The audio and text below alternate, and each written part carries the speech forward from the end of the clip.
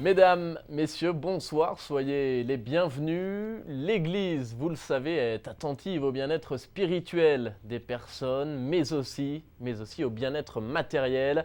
Une terre, un toit, du travail pour tous, c'est ce que réclamait le pape à plusieurs reprises ces derniers jours. Et aujourd'hui, il s'est focalisé sur la faim et la malnutrition.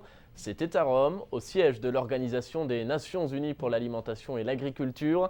À l'occasion de la deuxième conférence internationale sur la nutrition, le pape a réclamé plus de justice dans le partage et la distribution de la nourriture. L'affamé au coin de la rue demande le pain quotidien et à être inclus dans la société. C'est la dignité qu'il demande et non pas l'aumône, assure le pape. Retour donc sur cette visite avec la télévision du Vatican. Il est douloureux de constater que la lutte contre la faim et la malnutrition dans le monde est entravée par la priorité du marché et par la domination du gain. Elles ont réduit la nourriture à une marchandise comme une autre sujette aux spéculations même financières. C'est par ces mots que le pape François a condamné aujourd'hui à la FAO, l'Organisation des Nations Unies pour l'agriculture et l'alimentation, toutes les formes de pression politique ou économique qui se servent de la disponibilité de la nourriture. À l'occasion de la deuxième conférence internationale sur la nutrition, le pape a prononcé un intense discours au cours duquel il a souligné que ceux qui ont faim demandent la dignité et non l'aumône, et qu'aujourd'hui les rapports entre les nations sont trop abîmés par des méfiances réciproques qui se transforment parfois en agressions armées et économiques. Face à tant de sophismes sur le thème de la faim, le pape a mis en garde sur le paradoxe de l'abondance et aussi sur le manque de solidarité. Nos sociétés, a déploré le pape, sont caractérisées par un individualisme croissant et par la division, ce qui prive les plus démunis d'une vie digne et qui provoque des révoltes contre les institutions. Le pape a ensuite appelé les États conçus comme des communautés de personnes et de peuples à agir d'un accord commun et de mettre en pratique la justice, en s'inspirant de la loi naturelle inscrite dans le cœur de l'homme qui parle un langage universel, celui de l'amour, de la justice et de la paix. Sous les applaudissements de l'Assemblée, le pape a ensuite adressé un message pour la protection de l'environnement qui ne pardonne pas la destruction de l'homme.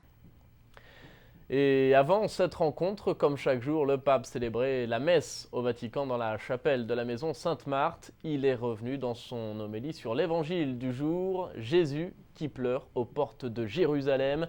Eh bien, Jésus aujourd'hui pleure aussi aux portes de notre cœur, explique le pape. En particulier lorsque nous sommes fermés à sa rencontre et à son amour. Je vous propose d'écouter un résumé de son homélie. Dans son homélie ce matin, le pape rappelle que Jésus pleure sur Jérusalem parce qu'elle n'a pas reconnu celui qui porte la paix.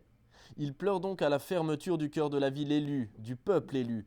Jérusalem, explique le Saint-Père, n'avait pas le temps de lui ouvrir la porte. Elle était trop occupée, trop satisfaite d'elle-même.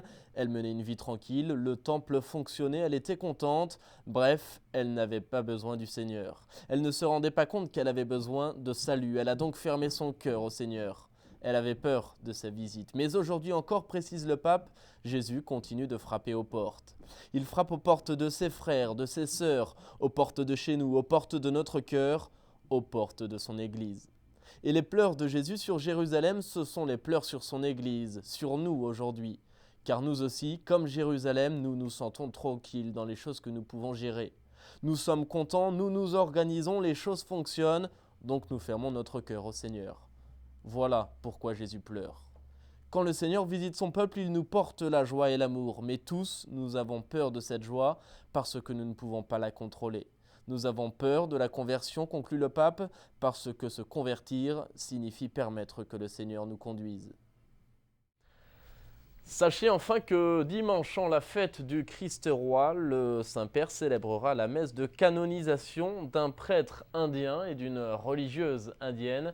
Il canonisera également 4 Italiens, respectivement évêques, prêtres, oblats et laïcs.